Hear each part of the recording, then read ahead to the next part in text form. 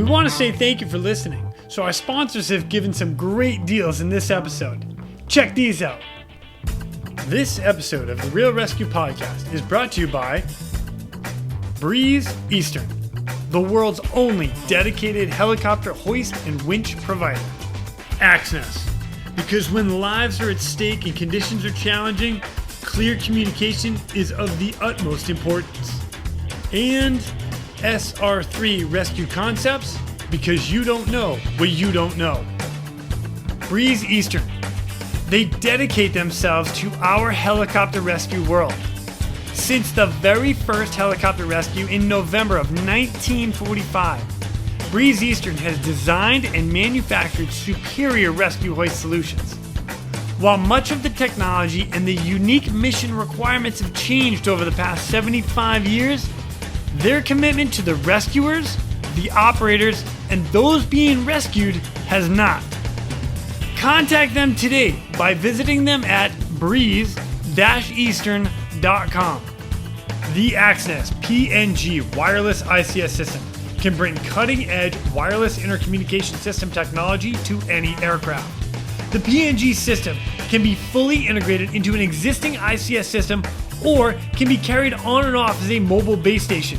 They can go anywhere at any time on any aircraft. Plus, with the strongest and most robust waterproofed handheld in the market, this system can take a hit and keep working. Their wireless intercom systems are designed to enhance situational awareness through improved communication capability. This system brings superior noise canceling technology to eliminate rotor wash and engine noise from your ICS. The Axness PNG wireless system is currently deployed in more than 1,800 public safety, air ambulance, and search and rescue aircrafts worldwide. I have personally used the Axness system in 4 different countries and on 5 different airframes. It is awesome. If you want more information, contact them today at axness.com. That's AXNES.com. You just make sure you tell them Quinny sent me. And SR3 Rescue Concepts is a training company that can help with your helicopter training, a standardization and safety check, or maybe just an audit or an FAA refresher. They are here to bring your agency up to date with the most current techniques, rules, regulations, and equipment. The training staff is awesome. With a certified flight instructor pilots, experienced crew members, which I am happy to say that I am one of them, they offer training in rescue, medical, tactical, firefighting, ground operations, and night vision goggle use. SR3 is also partnered with Petzl to assist with personal protective equipment and the highly specific Lazard. SR3 also goes beyond the helicopter world as they provide high-angle rescue training and tactical medicine training. Contact them today at sr3rescueconcepts.com or over on Instagram at SR3_rescue.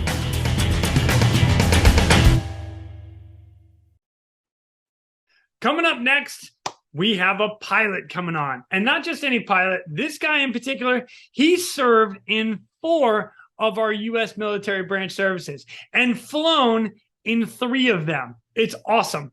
So his stories, yeah, they don't disappoint. So please welcome our next guest, Mr. Yogi Dorelis. My name is Jason Quinn. I am United States Coast Guard Rescue Swimmer number 500. These are my rescues and rescues from those of us that put our lives on the line every day so others may live. This is the Real ResQ podcast.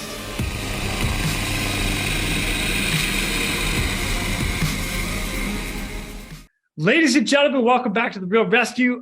I've got a guy with me today, which I'm really excited about because you've been in a whole bunch of services and flown in a whole bunch of services. You are another first, my friend. I'm loving it. Yogi Dorelis. Did I get that one? You got it. You know what? We're going to go with Yogi because that's what everybody knows you as. That's what everybody calls you at. Yogi. What's up, Yogi? Welcome to the show, brother. Welcome. Happy to be here, man. Thank you so much. Appreciate you having me. Heck yeah. So you and I, we were emailing back and forth a little bit. And one of the things that sparked my interest, you're like, man, I got a story for you. And it was like, that was it. And I was like, oh, do tell. So poof, here we are. But before we get into some of that stuff, yeah, if you don't mind, give us a little background about you and how you came into working in 4 of these services and flying in 3 of them. Well, yeah, I was born and raised in New York City, as I'm sure you and your listeners could tell immediately. Go Boston! I was one of Yankees still the winningest team in baseball, even after getting crushed by the Mets. The record, whatever. But so like a lot of people you hear on these podcasts and in books and in the media, I always wanted to be a pilot. Some of these SEALs are like, I always wanted to be a SEAL or whatever. I always wanted to be a pilot. Can't tell you when I thought about flying, but as far back as I could remember, I always wanted to fly, and specifically fly in the military. With the beauty of social media and things, I've reconnected with friends from as far back as elementary school, plus the guys I grew up with and I'm still friends with. And everybody remembers me sitting in the back of class drawing epic World War II battles.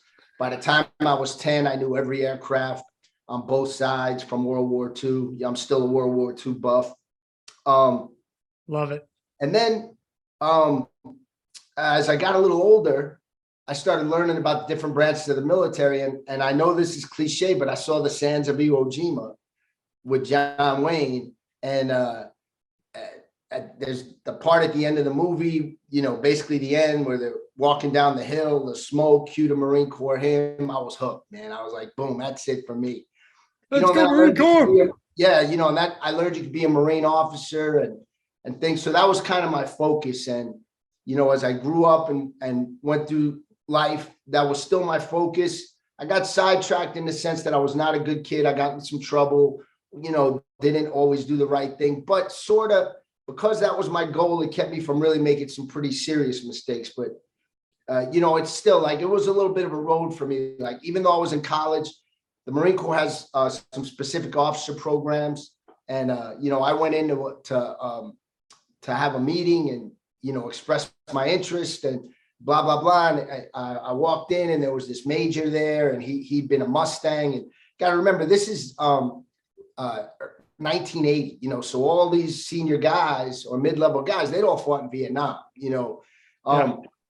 So I walk in there. Honestly, I think I might have been in a wife beater, because I had no sense of, trying to make a good impression or anything.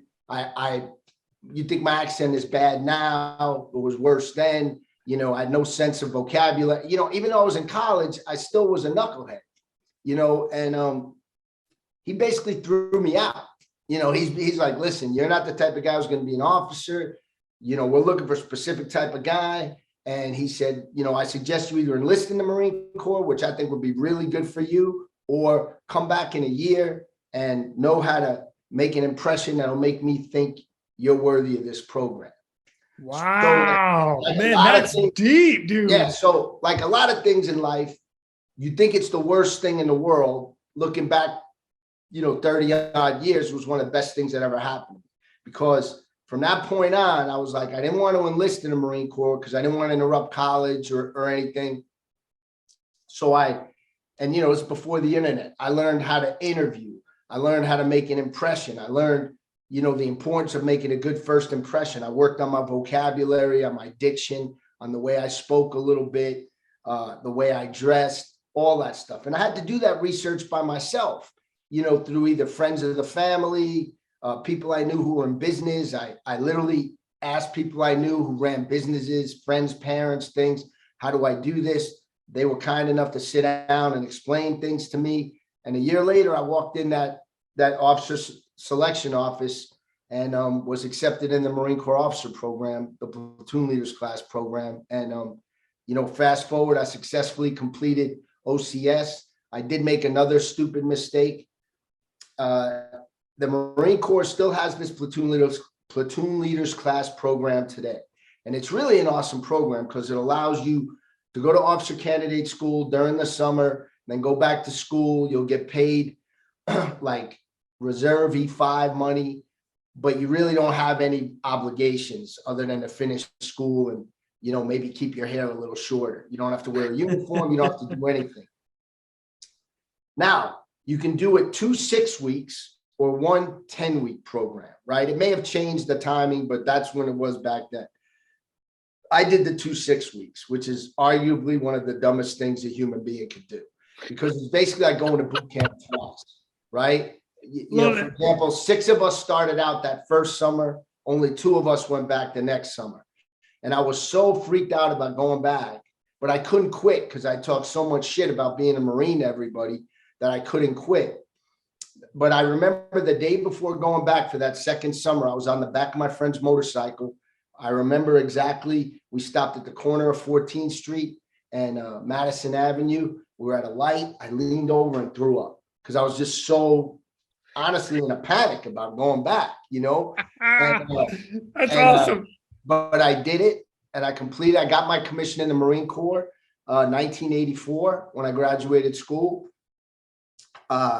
Went to what's called TBS, where all new Marine lieutenants go, the basic school, where you basically learn small unit tactics up to the platoon level, and then also all the administrivia that you're going to need to be an officer in the military, specifically the Marine Corps, fitness reports, administration, all the things that you're going to deal with. And then at the end of that, those of us on what's called an air contract would have gone to flight school, and then everyone else would have gone to their various different MOSs.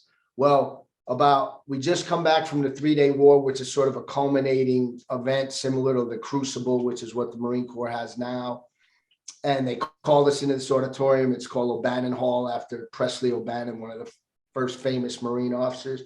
And they basically, I'm paraphrasing, said, guys, it sucks to be you. We have too many pilots. So those of you who are in an air contract, you can either drop your air contract voluntarily. We'll give you any MOS you want. Those of you who don't wish to do that, we're kind of going to stick you where we need you for 18 to 24 months till this pipeline sort of smooths out. Another long story short, one of my fellow lieutenants, his father was a Navy admiral, worked in NAVAIR. As you know, NAVAIR incorporates naval aviation, marine aviation, Coast Guard aviation, right? So yes, he walks over to his counterpart in the Marine Corps, WTF. The guy tells him, he goes, you know what? We're short pilots. You think some of these Marine lieutenants would like to switch over and be Navy ensigns? So about 3-4 months of paperwork, blah, blah, blah. I graduated the basic school. So for me, the decision was, I really liked the Marine Corps, and it's still honestly a regret to this day that I wasn't able to kind of serve in the Marine Corps as an aviator and stuff like that. But I was also worried about my eyes going back, because you would have to take all the physical again and everything. So I didn't have a lot of patience then. So when they offered us a chance to swap to the Navy, about 150 of us took that, right? And I decided to go with that. So it took about three months or so for the paperwork to swing. And then one day they handed me my DD-214 from the Marine Corps, sidestep over, sworn in the ensign as an ensign in the Navy, let my hair grow a little bit, swapped uniforms, and was down in Pensacola about a week and a half later. And I ended up flying CH-53Es in the Navy, was stationed in the Philippines for a couple of years, then in Norfolk, where I met my wife. And then in 91, right after the first Gulf War, I kind of thought I wanted to get out, do some other things. I had a new baby, plus my stepdaughter, who's now my daughter, that I since adopted. Awesome. And I went into the corporate world, and honestly, I knew I'd made a mistake right away. My first corporate job lasted about 7-8 months. I hated it. Then I started working in the theater business in New York City in the box office, which is a union job. It's a good job. It seems like it wouldn't be, but it's a really, really great job. And started working in that business, and I missed flying really bad, and really, really bad, right? I know the feeling. And put out paperwork to all the Guard and Reserve units in the tri-state area, right? New York, Navy Reserves, Marine Reserves, everybody. And the Army Guard came through first. So I flew as a warrant officer, went from 03 to W2, which was kind of cool. And flew as a warrant officer in the Army Guard for about 5 years, and flew old H model Hueys, which was awesome. We didn't do anything serious there. So every drill meeting was like, with all these old warrant officers have been in Vietnam and stuff.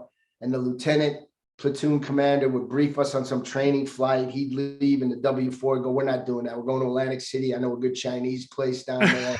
We fly 4-ship formation to Atlantic City, eat at this Chinese buffet or something, and just have a blast. And it really was a lot of fun. I'm still friends with a lot of the guys I flew with down there. And it was fun. And it was cool because these guys had stories. These were amazing pilots, you know, and it was cool. And I learned a lot. And then also on Long Island is the 101st Rescue Wing, 103rd Rescue Wing, which is part of the New York Air National Guard, you know, I guess everybody knows them from The Perfect Storm, and they did combat search and rescue. And I was always interested in that. You know, I was always interested in rescue. I had unsuccessfully applied for the Direct Commission Aviation program in the Coast Guard. I did well, but they had a guy, you know, there was 3 or 4 of us, and the one guy they picked just obviously had some better qualifications than the other. But so maybe it's because you're from New York. Yeah, I'm just kidding. I'm kidding. No. But I always was interested in rescue, so I applied for that unit. Was pretty competitive, but somehow they took me, which I'm still shocked about to this day. And I was in that unit, and I was in that unit for about 2 years. Was a great unit. Was doing everything kind of in unit training, so obviously it was a little slow. Then they did get a schoolhouse slot for me at Kirtland Air Force Base. I went out there, was in the schoolhouse, and lo and behold, the assignments guy is there visiting to give assignments and talk to everybody.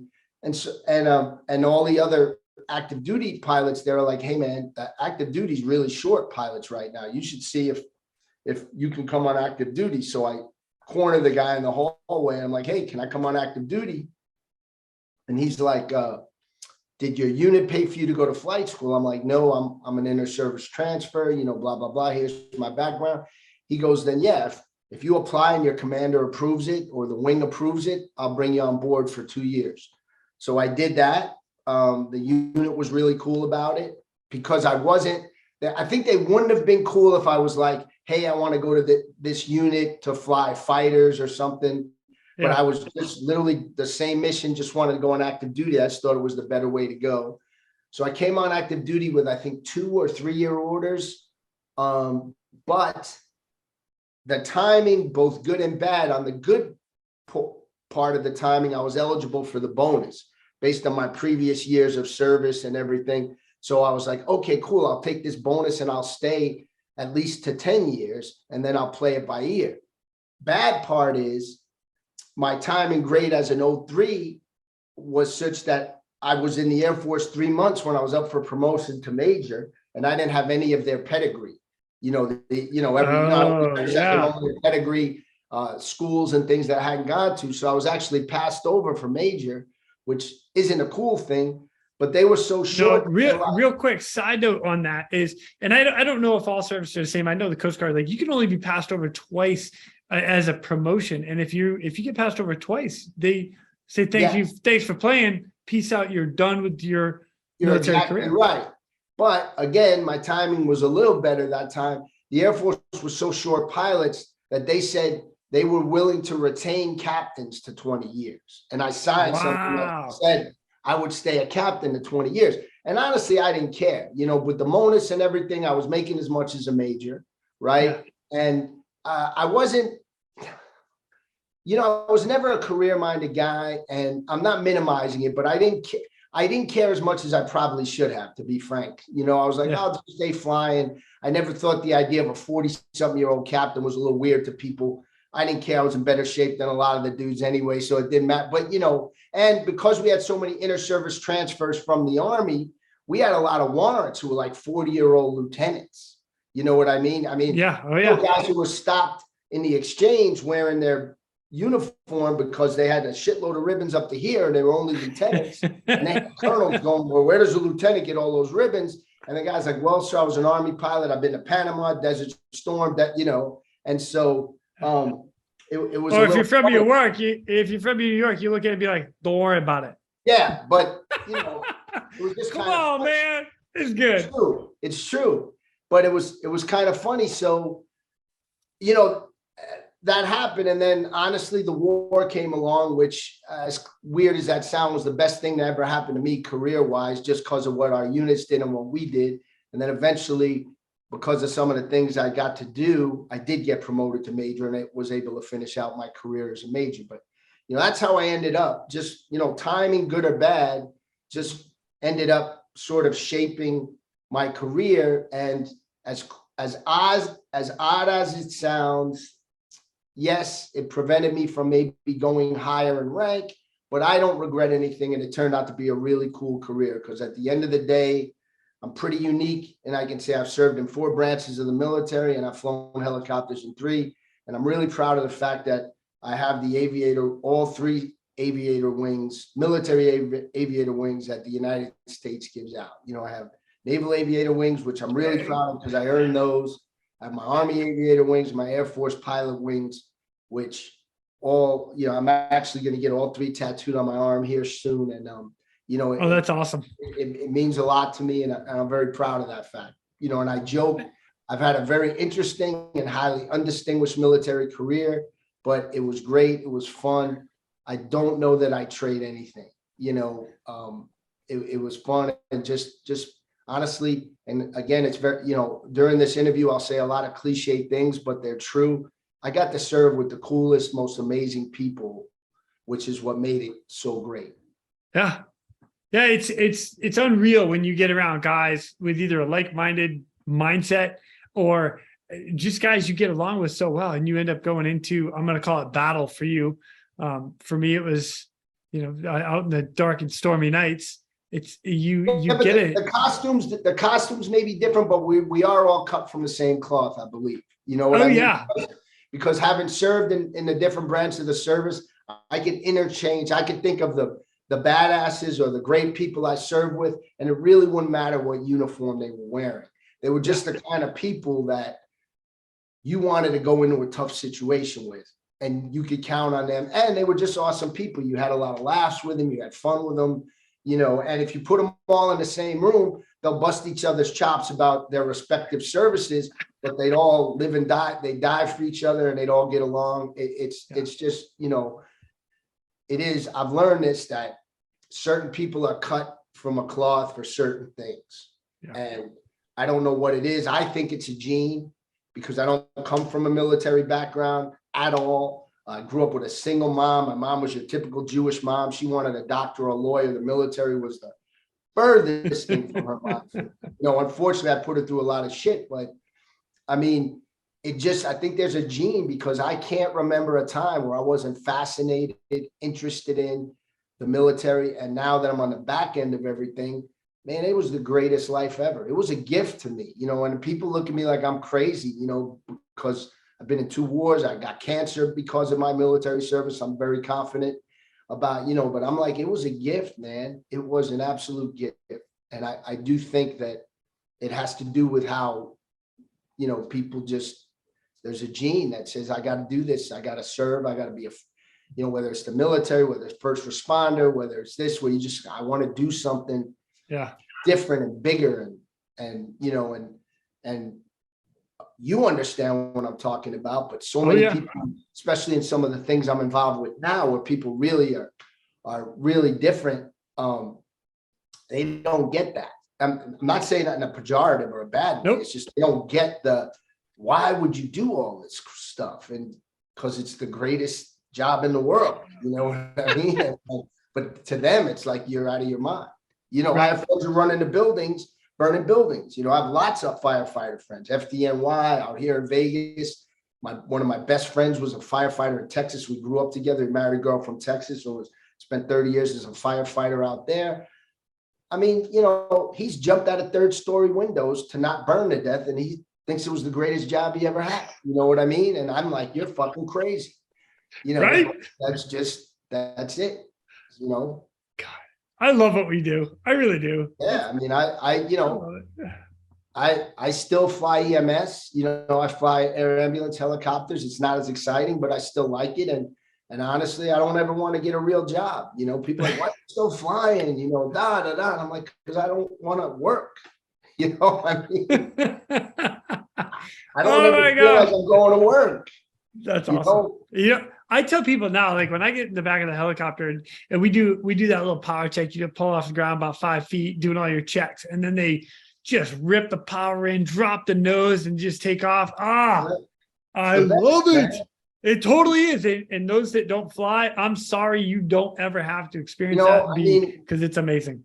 my picture on my screensaver is a picture of, you know, a hawk, you know, nose down, taking off, PJs hanging out with their legs hanging out, you know, and the gunner on the thing, and it's down. And I'm like, it was, yeah. I mean, there's so many days where I would be in Iraq or Afghanistan, and even after some pretty bad stuff, and I go, I don't know, this is where I'm supposed to be, man, and I can't believe I get paid for this, and there's no place I'd rather be, you know. And I feel bad because that was, you know, I had a family and this and that, and they ended up taking a little bit of second fiddle to all this. But yeah, I mean, I have distinct memories of moments where I was sort of in the heat of things, and I'm like, this is where there's no place on earth I'd rather be right now.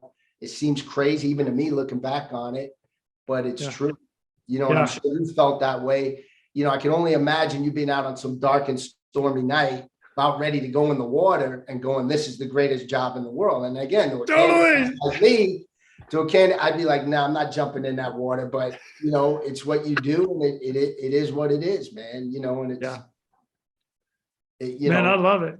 I like love I it. said, man, I've always been in awe of the coasties. I admit it. I'm not saying that to blow smoke up your ass. It's just like I said, you guys go out in weather where I'm like, I don't know if I drive to the store to get a carton of milk in this weather, and these guys are about to roll out 300 miles out to sea.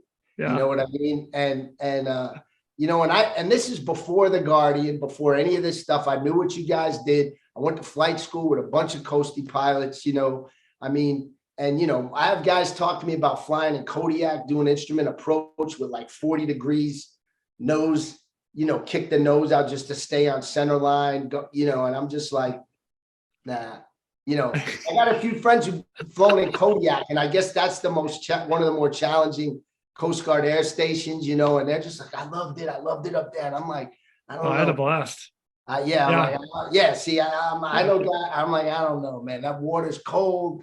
Like I said, I was a naval aviator. I remember those nights flying over the ocean, trying to find a boat, going, I'm going to end up in the North Atlantic in this poopy suit. They're never going to find me. And this is how it's going to end, you know, for Mrs. Dorelis' little boy, you know. I'm desperately trying to find a boat, trying to get that, you know, that tack and lock on and radio contact, and watching the gas just goes, you know, and just like, this is how it's going to end, bro. And so, you know, I don't miss those days. I can't lie, or those nights sometimes. Yes. Dude, I'm with you. So I got to tell you, man, I have loved everything you've said so far, but there's one thing that I might have to disagree with you with. And you said you had an unremarkable career. I don't know if I'd agree with that. And I only say that because, well, do you know why? Because I'm going to get into an award that you earned, and I get to read it, and we get to hear a little backstory about it, which I'm really excited about. In addition to that, you know, I saw some of the pictures you sent, and you've got 5 air medals sitting on your chest. You've been through some stuff. I get it, and I appreciate you being humble. I see you shaking your head right now. You're like, no, it wasn't anything. I agree. You know where my awards are in a box in the garage. Mine are with you too. I gotta hang on. I mean, I don't even have a shadow box for my retirement. I end up making my own here now, 10 years after. But yeah, all my stuff's in a box. I have them on a computer if I need to send them to somebody, you know, dealing with the VA or whatever. But I haven't made my I love me wall yet. And it's tougher now. I just recently got divorced, so I'm in a 1-bedroom apartment now. So I'm not so I don't have so when I get a new house, eventually I think I'll probably make an I love me wall right before I croak. You know what I mean? Because I haven't had one all these years. But we'll probably make one. Well, here's what I'd like to do with it, Yogi, is I'd like to read this award, and we can go over this in particular incident and rescue that you guys launched out to, you and your crew. Again, I got to give credit to everybody that's on board that aircraft and everybody that went into the scene. But I get to talk to you right now about your experience there. So, and then from there, buddy, any rescues that you have after that stand out to you, man?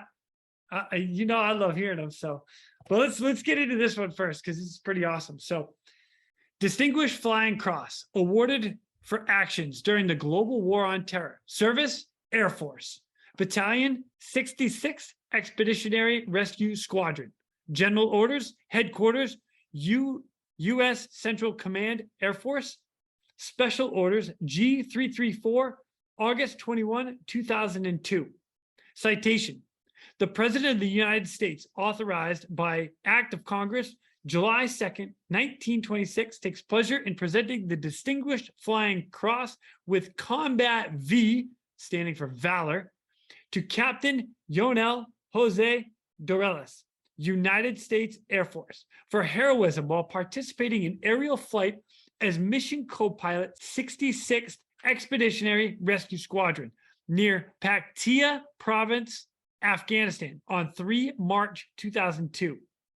On that date, Captain Dorelis launched for a combat rescue mission from an alert status at a forward area rearming and refueling point.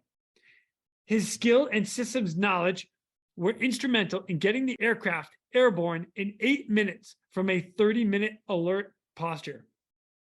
Prior to launching, Captain Dorelis had already planned routing through the enemy-held territory in extremely mountainous terrain of eastern Afghanistan near the Pakistan border. Once launched, he navigated the flight of 2 HH-60 Pave Hawk helicopters at less than 100 feet above the ground level with only starlight for illumination, using night vision goggles for the aircraft's forward-looking infrared system. Captain Dorelis instantly redirected the flight path when he realized they received anti-aircraft artillery fire. His ability to quickly, accurately pass the information enabled the formation to proceed directly to the landing zone with no gap in the close air support coverage of the troops in contact on the ground. As the aircraft came under attack by enemy mortars, small arms fire, and rocket-propelled grenades in the tight altitude landing zone, his calm demeanor and visual scan for threats facilitated the aircraft's commander's call for fire.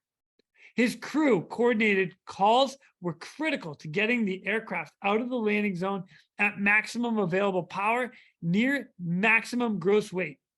Captain Dorelis had incredible situational and threat awareness as Gecko 11 entered a cover pattern over Gecko 12, who was still in the landing zone. Upon departure, he accurately navigated the flight back through enemy territory to return 3 wounded troops to surgical care, resulting in 3 lives saved. The outstanding heroism and selfless devotion and duty displayed by Captain Dorelis reflected great credit upon himself and the United States Air Force. Yogi! Wow, man. Dude, that's wow. Like, I don't have that in any of my awards, and I haven't read too many of those. Well, wow, man. Dude, you're a badass. I got to say a few things to put this in a little bit of perspective. Again, this was during Operation Anaconda, and it was the beginning of the war, and it was one of our early Air Force missions. We really weren't involved in the planning Operation Anaconda. We actually were sitting around doing nothing when things started to go south, and somebody realized, oh, wait, we have these Air Force guys here, right? And they're supposed to be really cool with PJs and things, and let's see if they'll do it. And so they got us involved. And so we moved up to that FARP, and we're on alert there waiting. And there had been a mission the previous night where our guys, I wasn't on that, had done something very similar. And then once they realized that they could do that, they said, well, let's keep these guys around so they can keep doing that, because things really weren't going well. I mean, if you look at the history of Anaconda, initially we're sort of getting our ass handed to us a little bit. And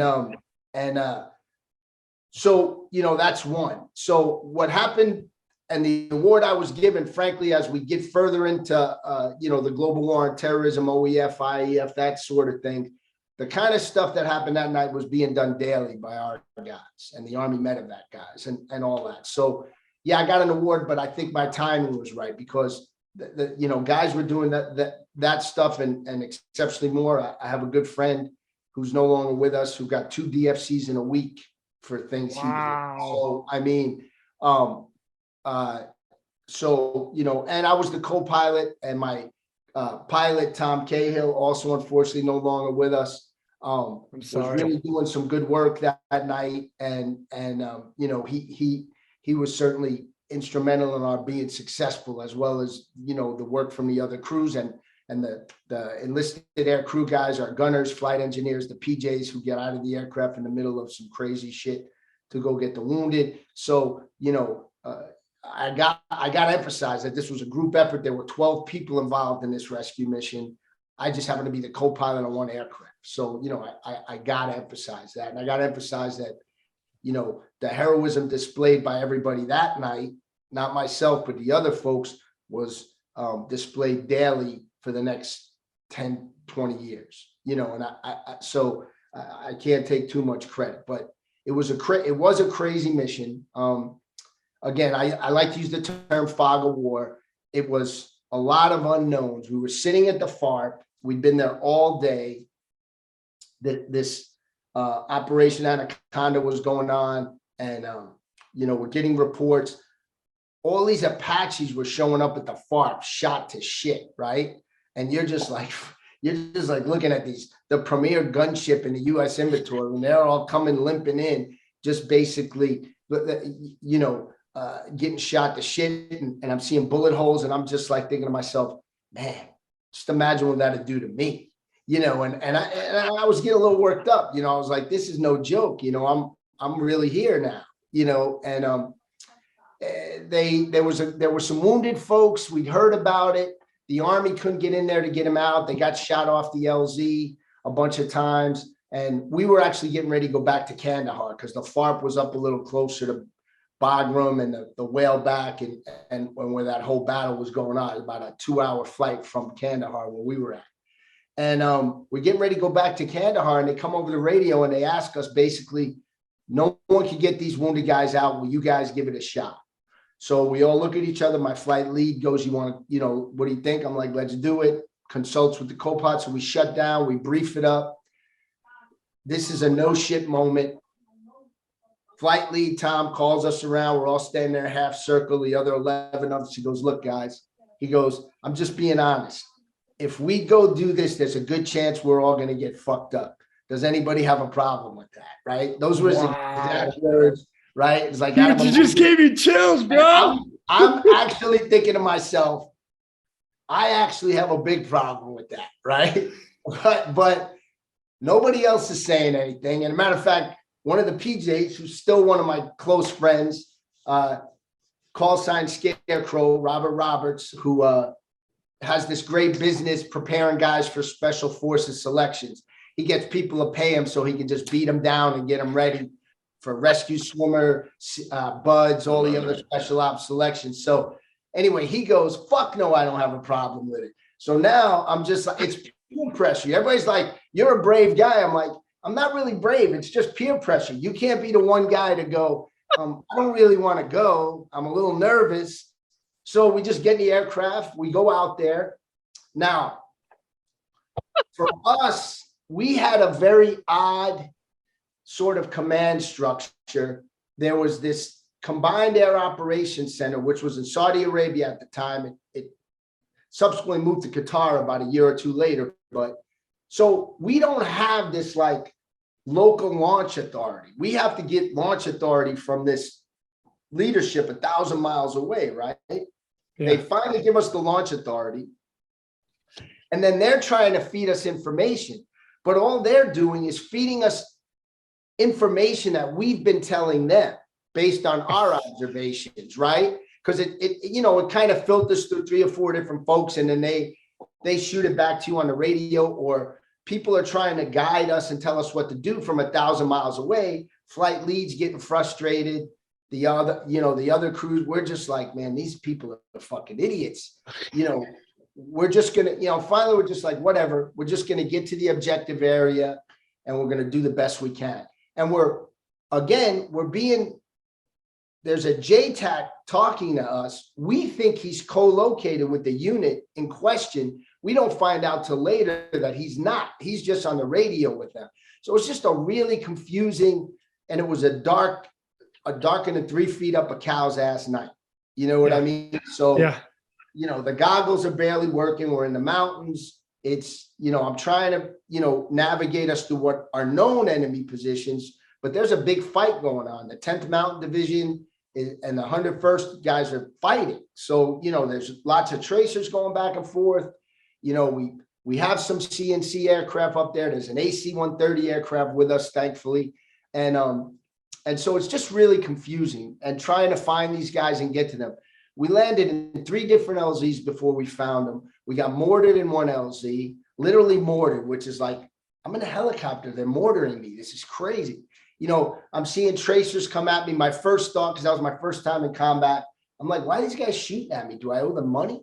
I like to take it kind of personal. You take it kind of personal for a second, like it's like they were trying to, and then we landed in another LZ, then we landed in the LZ, and these 3 Army guys get on. We think it's our wounded, and the PJ's in the back going, hey, sir, none of these guys are wounded, right? So I'm like, well, they got to go. You got to get them off the aircraft. So now we're in that Apocalypse Now moment. You remember the scene Apocalypse Now where the guy's in the helicopter going, I'm not going. I have to drag them off. Well, my PJs have to manhandle these 3, private snuffies off the aircraft because they're not wounded. They just think we're there to exfil, right? So we have to kind of manhandle these guys off the aircraft, take off. We finally find the right LZ. We see the buzzsaw, which was really hard because at the time, everybody had those little lights that guys were hanging from their zippers and stuff. And it was really, really bad. So real quick, just to explain to everybody what a buzzsaw is. So we have a chem light attached to a string. You just swing it around in a circle, right? Yeah. And it creates a circle in the air. And, for those that have been to nightclubs, visible. No other. It's a signaling means that's very effective especially in a dark night. Yeah. So the LZ is up at 10,000 plus feet, right? We realize we can't get in there. We have to dump fuel in the middle of a firefight on our own guys, and we're not super high. So I don't know if it dissipated all the way before it landed in the middle of this firefight. And then we finally, and let me go back and I apologize. So we also were one of the first crews to carry whole blood, right? So nice. They had whole blood. So, and only one aircraft had it. So we had to coordinate for the aircraft with the whole blood to get in there. So the wounded guys can get on that aircraft and they could work on the most seriously wounded. And then we would get that. So it took a couple of infills to get everybody out. We got everybody out. And we beat feedback to the FARP. I think we landed with 8 minutes of gas, if I'm not. Holy smoke. Because we stayed way past bingo. Like we hit our bingo, and I do remember sort of him going, guys, we're past bingo. What do you want to do? And all of us, said, fuck this. Let's stay and find these guys. Everybody. You know what I mean? So,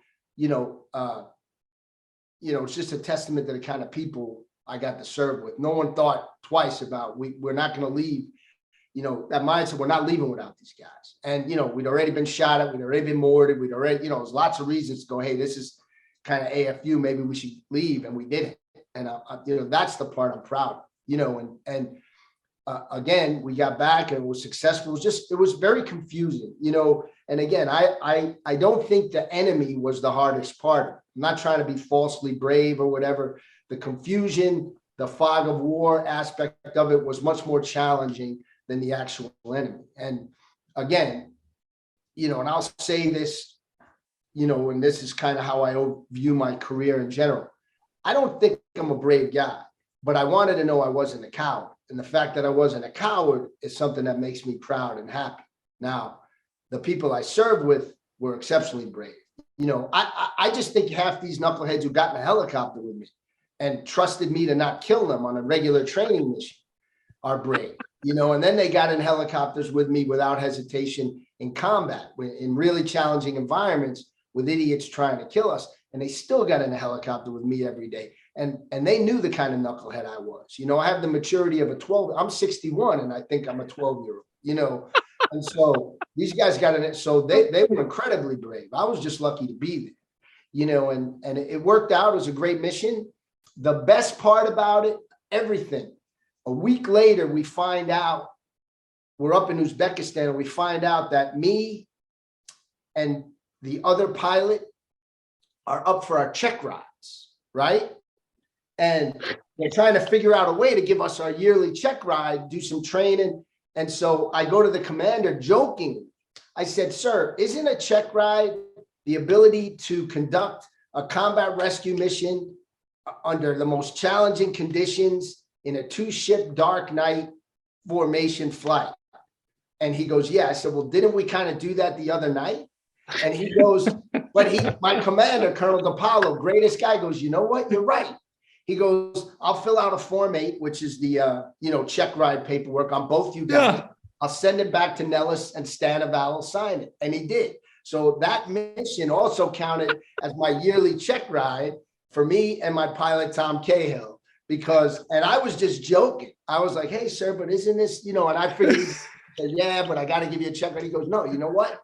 You're right. And he did it. And to his credit, that worked. I know the Stanival guys probably were a little upset back at home, but he's the commander and he did it. He signed the Form 8 and we passed our check ride. We lived, we got the survivors. We also passed our check ride. So gosh. That was that one mission. That was one mission. Oh my gosh, Yogi. That's crazy. Yeah. I haven't done anything like that. So you got me. Don't please, man. You jump in the water in ridiculous seas when it's freezing cold and you fly in weather that every other aircraft in the United States is like, fuck you, I'm not going.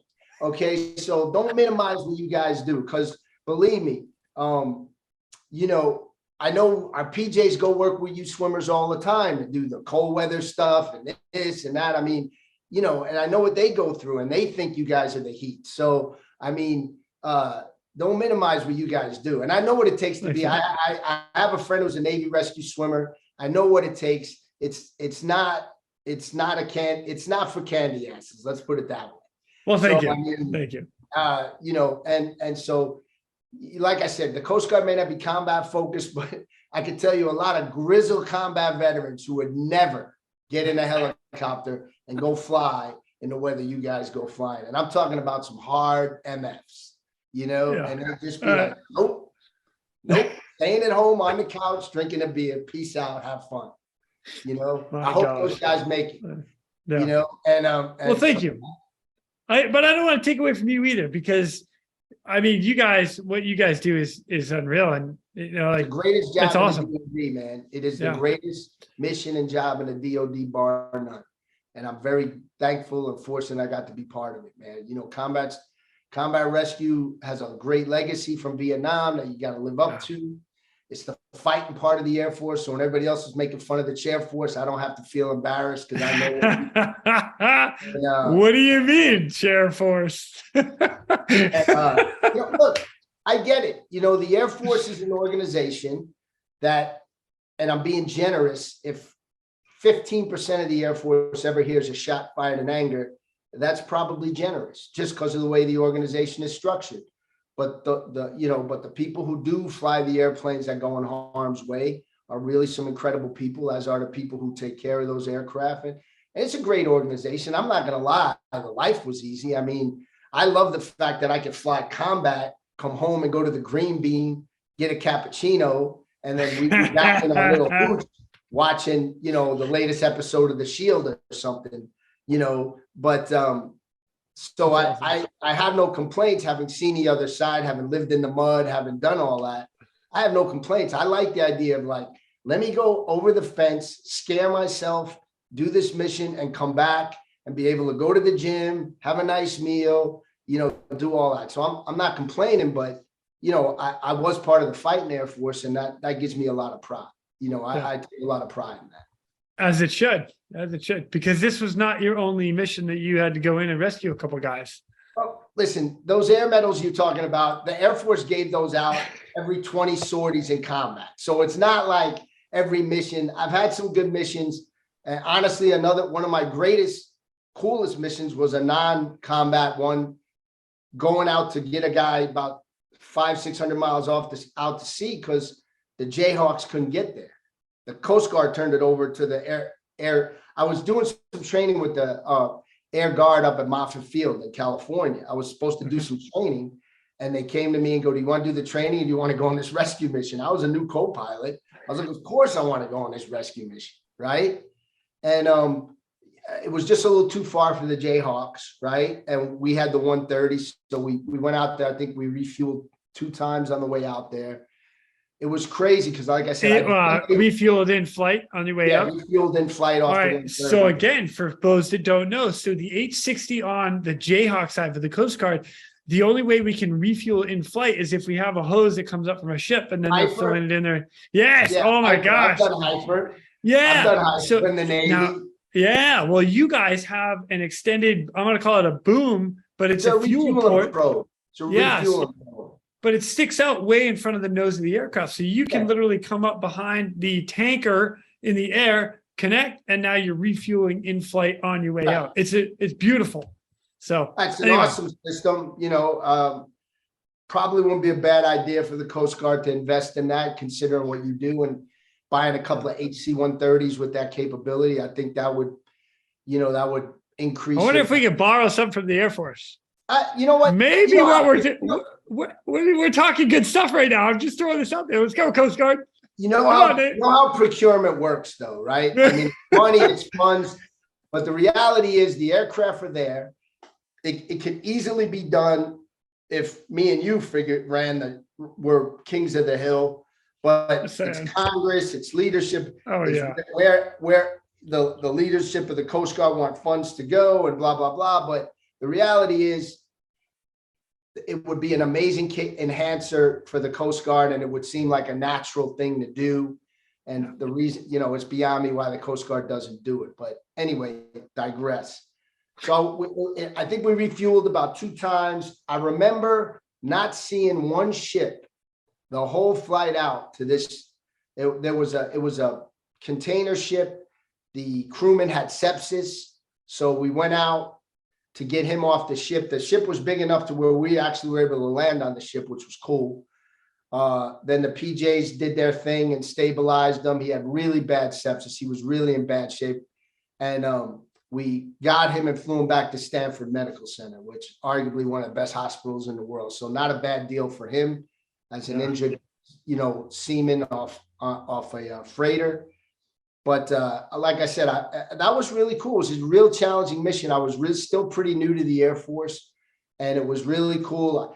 I wasn't as, the over the ocean stuff they thought it would freak me out because a lot of, and I was like, well, I was a Navy pilot. I mean, we used to take off. Well, you've been, when you take off from the ship, like and I don't know if they do it in the Coast Guard, but when you take off from a ship in the Navy, they give you bearing and distance to nearest land, right?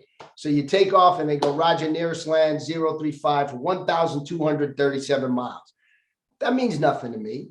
You know what I mean? I'm not going to make that. I got to get back to the ship, and why I'm proud of being a naval aviator is just because of that, because the ship is the only game in town. And as you know, ships have pitch and roll limits for flight ops and yada, yada, yada. Well, it doesn't matter if that's the only game in town and it's out of pitch and roll limits. Too bad, so sad. You better land on it. You know what I mean? So those were the challenges that I liked about being a naval aviator, and why I'm really proud to have been a naval aviator, but there's stuff about all the services that I really liked, that have helped me a lot. The Marine Corps instilled in me amazing principles and values that have guided me. It took me from being a very selfish, self-centered, I think you got to be a little selfish to do this kind of work, to be frankly, but I mean, I was really a selfish, spoiled kid, and they just beat it out of me, literally in some cases. And I'm very thankful for that. And so the leadership principles, the values that were instilled in me in the Marine Corps have helped me succeed to a certain extent in the other services. The Army just gave me the opportunity to keep flying when I was in a mental place where I really missed it. The Navy just allowed me to become a naval aviator, which I believe is, one of the best aviators out there. Guys will argue, and having flown in 3 branches of the military, there's things all of them do well, but I think earning those gold wings is about the most challenging.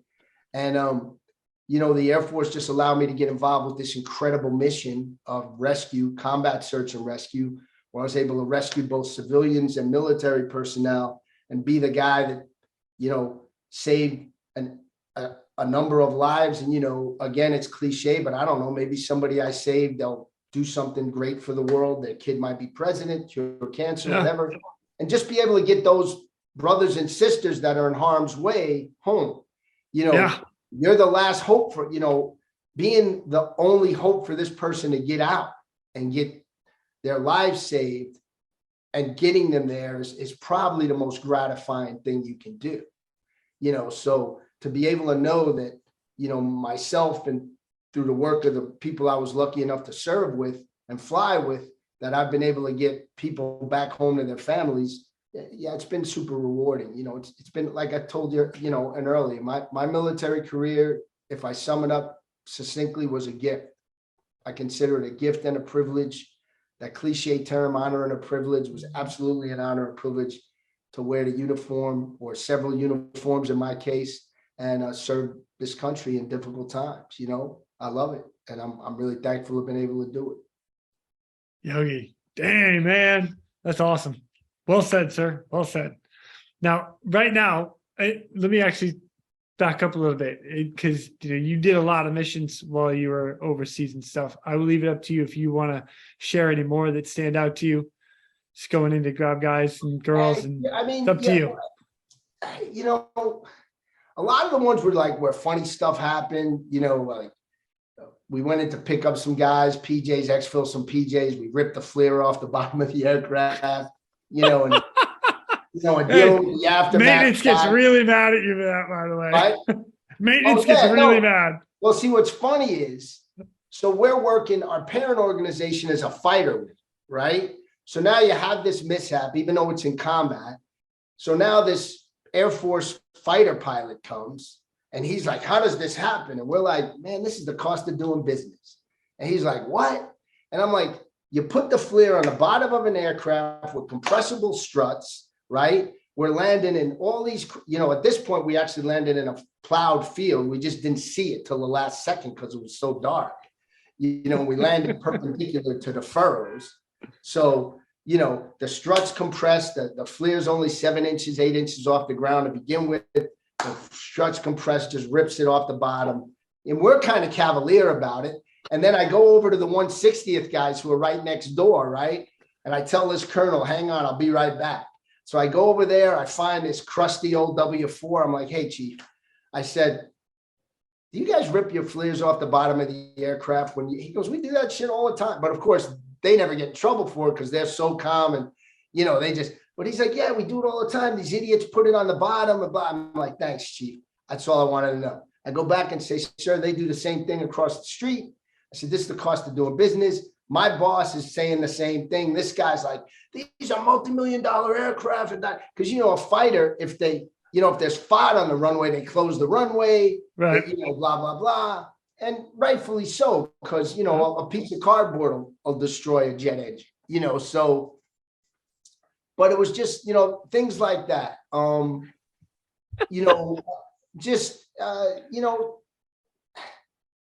They kind of, look, 20 some odd years later, 15, the stuff does sort of run together, but it's just a lot of dark nights doing stuff that you just sit there and go, I can't believe I'm doing this. And you do it, and you're doing stuff that you're really not supposed to be pulling off. And you just pull it off because you're just with these amazing people, and there's people who need help.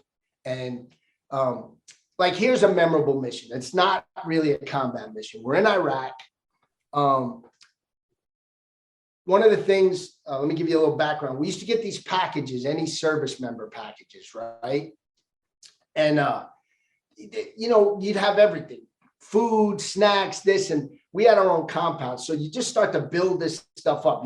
We had piles of socks. We had piles of pens, and just things people would send. And it just magazine, just anything you can imagine, because people just sent any service member junk, right? And then the news would say service members need socks, or they need this, or wool hats, or what. So we had everything. Well, one day we got about 15 boxes of Otis Spunkermeyer muffins, right? And we were sick of them, right? Because, so my flight lead's cousin is a Marine lieutenant, platoon commander, and his platoon is guarding the perimeter of Al-Assad Air Base, where the Marines were, which is way out in Western Iraq. So we go to our commander and say, hey, let us do a training mission for a time on target, plus or minus 30 seconds on target.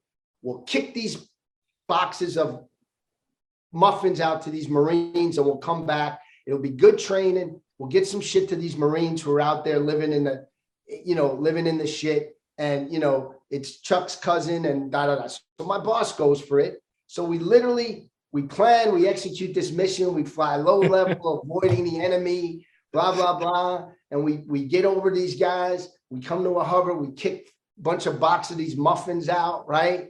The Marines are like, what? We're throwing all our Maxim magazines in there. And, Victoria's Secret, because General Order number 1, you couldn't have any real magazines, even though, like my wife used to send me tequila in a Listerine bottle. We had guys do shit like that just because you couldn't have any of that. But we had all our little contraband that we put in there for them, and we're kicking this out, and we just roll back, the lieutenant gets in touch with my buddy Chuck, who was the flight lead. His guys loved it. It was great. Thanks. It was awesome. And, you feel like you did some good, because we always did stuff like that, because you'd fly over these FOBs where these Army or Marine troops were, and you're just like, look how these guys are living. A lot of us had been ex-Army or Marine, so we kind of knew. And so we'd always like dump stuff out on them, extra stuff, things, because we lived really good. Plus these guys are, on the two-way shooting range every night, and so you just, you love them and you feel for them, and, we do whatever we could. But that was fun. Like, that was just fun planning and executing that. And just, you felt really good about it. And it wasn't we got really good training out of it. You know what I mean? Oh, yeah. There was just a lot of cool things. It's not even combat related, like just taking the helicopters and going to another base because they had good apple pies up there. And that you get a pie, box them up, and bring them back to the base, for everybody. Those are the things that I remember more. The combat stuff, you went out, you did it. Another more related combat story. We're coming back into Balad Air Base, and there was an Apache in front of us, right? And as he comes over the fence, we see a couple of tracers come up at him, right? So we call him and say, hey, man, these guys just shot at you, thinking he's going to turn around and we'll get to see him shooting some shit up, right? And he's like, God damn it, I'm Winchester and I'm Bingo Fuel and I got to go to the FARP, and he's all mad and stuff. And we're like, okay, well, you go rearm and we'll go over there and see if they can get them to shoot at us. And if he shoots at us, we'll stay on the radio with you, and we'll mark it. You can come back and kill everybody, and it's just stupid stuff like that, like where you're purposely going to see if someone will shoot you, right? And looking back on that, how crazy it was. But those are the memories. Honestly, if I'm honest, there was a lot of, I lost some friends, and you lose friends in combat and all that. And those are horrible. And unfortunately, I've lost a lot of friends post-combat. But I think most of us look back and laugh. Probably the same for you. Like, you look back at all the things you laugh about, the silliness, being at war is really an absurd thing when you really sit and think about it. As, if you really put some intellectual energy in it, it's just absurd. It's this alternate universe. And the military as an organization, sometimes absurd. And I was always fighting the man. You know, I only drank the Kool-Aid 90%. There was that 10% where I was like, this is stupid. And, you know, and we tried to make it entertaining. You know, Right. I actually once got accused by a senior guy saying, you think this war is for your own personal entertainment. And I was like, well, I'm here. I mean, I might as well make it fun, you know? And so, you know, but you just, the laughs and the fun stuff and the little vignettes like that are really the things that, you know, the combat stuff and the stuff, you know, I did what everybody else did. You know, I've never seen a guy say, no, I'm not going on a mission. I've never, no matter how bad it was, you know, I've been out there where me and my other aircraft were the only 2 aircraft flying in the whole country because the weather was so bad, but we had to try to get these guys to the hospital in Baghdad because these 2 contractors on a 4-wheeler got hit by a Bradley fighting vehicle. So needless to say, law of gross they got the worst of it. Yeah. You know, so we're trying to get them to the hospital, the weather, I could barely see my wing. You know, it's just, it was, you know, you just went and did the job, you know, and, you know, you don't think about it as this brave or as you just go out and do the job. That's your job. And there's inherent risk in the job. I knew it said combat search and rescue. I knew what I was getting into, you know, Yeah. like when I went in the Marine Corps, you know, I knew what I was getting into, you know, I got that silly cliche speech where they're like, you guys are cannon fodder. They were like, and you're going to be officers and lieutenants last about 20 minutes in combat. You're all cannon fodder. And I remember going, okay, at least you know where you stand. You know what I mean? It's like, Yeah. It was, you know, I chose the job, just like you chose to be a rescue swimmer. You know what you're getting into when you're looking out the side of that aircraft into a black ocean, you know, trying to time the peak and trough of the wave so you can jump in there and not break your neck. You know what you're doing. You know, to me, it seems crazy. To you, it's like, okay, this is, you know, like my favorite movie, The Godfather, one of my favorite lines. This is the life we've chosen. You know what I mean? I mean, you chose that life. You said, okay, I'm a rescue swimmer in the United States Coast Guard. That means I got to jump out of this aircraft into this black ass ocean in the middle of this dark night with heavy seas. And I'm kind of scared, but this is what I do. So to you, it's no big deal, right? But if I show a bunch of a montage of what rescue swimmers do to some average people, they're like, holy shit, look what those guys do. And look how crazy they are. Look how this. And yeah, even to me, I'm like, yeah, that's badass. I don't know, that's not for me, bro. You know, but it is what it is. So you do, you know, it's the job, you know, and that's the job. You know, and you just do the job to the best of your ability. Sometimes they want to throw a medal your way. Great, thanks. But, you know, nobody does it for that. I'm proud of the fact that I can say I have these many lives that I know I've saved, or not me personally, but me and my crew have saved. Yep. My current job is an air ambulance pilot. I don't keep track, but I've been doing it for 10 years. If I look at the average times I fly and just come up with an average number, it's pretty significant. You know, people that I've had a hand in helping, which is, you know, listen, I got nothing bad against killing bad guys and putting bad guys down, and never bothered me or whatever. But I like the fact that maybe at the end of the day, if the man upstairs wants to judge me for some things that, you know, on my good list, will be the fact that I've saved triple digit worth of lives, you know. That's awesome. I'm proud of that, you know, and hopefully that'll keep me from the down elevator, you know. So, I like that. That's it. You know, That's awesome.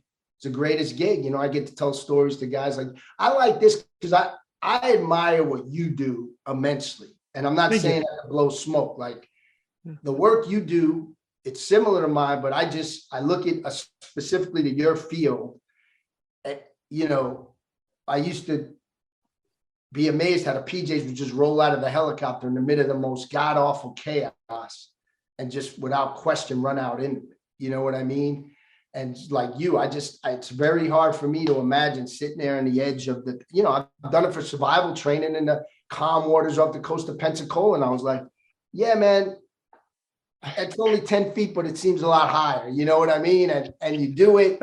And you know, we're always telling you guys, just come up just a little bit more. I want that little more of a rush. I know, but I'm just saying, like, but you know, that's in the calm waters of Pensacola Bay. You know what I mean? I'm thinking about, you're doing it off the coast of Kodiak, Alaska, and swim into in freezing weather. I'm just nah.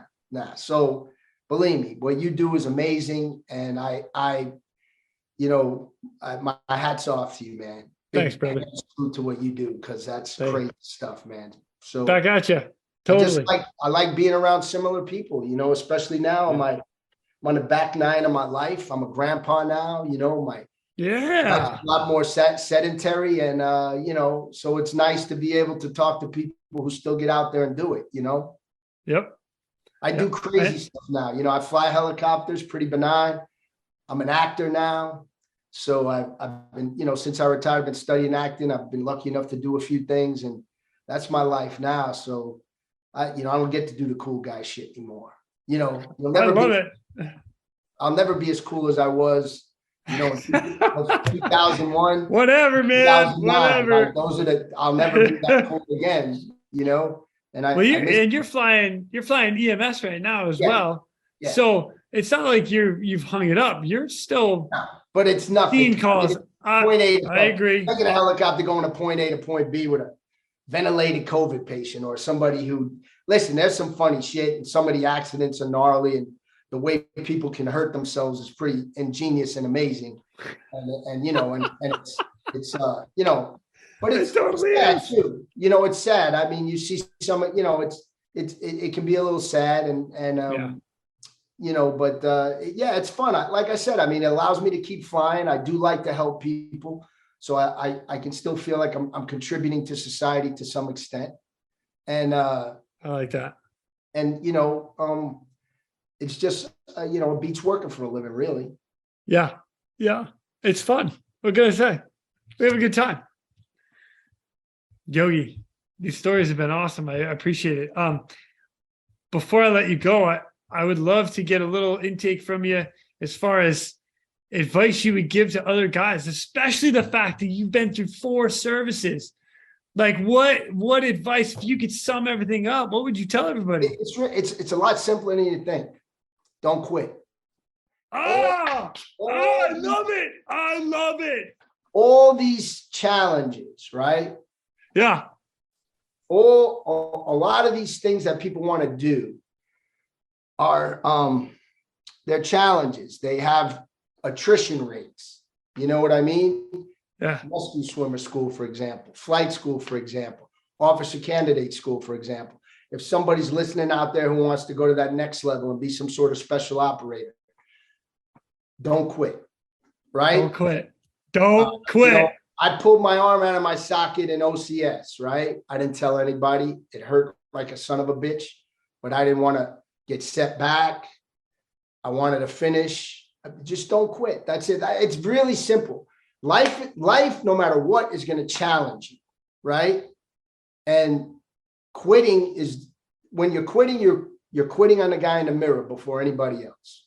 You're selling yourself short. And again, cliche, your body can do a lot more than you think it can. Your mind can do a lot more than you think it can. And you just got to push it through. My philosophy was, I'm going to keep going till I drop. I got nothing to lose, right? It's better than quitting and being on the truck, right? Which used to follow us behind, right? Oh, so that's what I know the rescue swimmer course is super challenging. And I think that's being generously kind. It's a tough motherfucking course with a high attrition rate.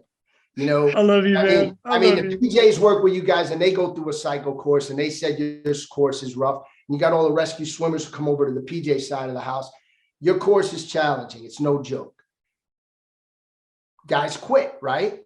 And when they quit, you're like, oh, that guy was a nice guy, but fuck him, he quit, right? That's sort of how you feel. Don't quit. That's my advice. I love it. Yogi, I love it. Don't quit. Ah, man, it's so simple, so easy. Brother, I cannot thank you enough for coming on and sharing these stories. It's been an amazing pleasure meeting you. I enjoyed it. And hopefully we can talk again. Oh, absolutely. And when I come to Vegas, man, we're gonna. I'm buying. You buying? Oh, I'll see you. I'll be on the next plane. What are you talking about? Let me know, brother. Brother, it's been awesome, man. I will see you in Vegas the next time I get down there, I promise. All right, Jason, nice meeting you, brother. Thank you so much for having me on. Anytime. And with that, ladies and gentlemen, we are out of here. Go. Thank you for tuning in. We hope you enjoyed this episode of the Real ResQ podcast. Please take a minute to like, subscribe, and hit that share button. I'm pulling chocks and taking off. But before I go, if anyone out there has a rescue story they would be willing to share, I would be humbled and honored to have you on as a guest. Or if you have any questions about rescue or anything else we talk about here, send an email to jason@therealresq.com. That's Jason at TheRealResQ.com. You can also check us out on our web pages, therealresq.com, our Facebook page, and our Instagram page @TheRealResQ. Again, a special thank you to all of you staying on the watch today. Always remember, when that SAR alarm goes off, those in distress are praying for a miracle. They are going to get you. Until next time, fly safe and swim hard.